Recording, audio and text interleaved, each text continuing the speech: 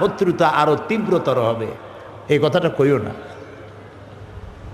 ওরা ওখানে তো খবর পৌঁছাইলই, আর রাসূল যে পথে যাবেন সেই পথে যুবকদেরকে দাঁড় করাই দিল পাথর নিয়ে।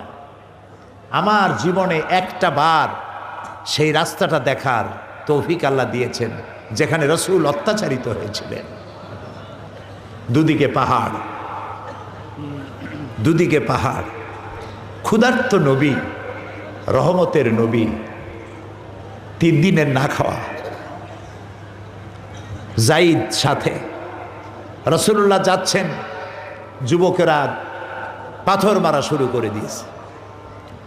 ইট গায়ে মারলে, মাটি গায়ে মারলে তার এক রকমের ব্যথা, আর পাথর মারলে ব্যথাটা কি হয়? শরীর কাটতেছে, রক্ত ঝরতেছে। রাসূলুল্লাহ পড়ে গেলেন। যুবকেরা এসে জোর করে ধাক্কা মেরে জবরদস্তি করে হাঁটালো।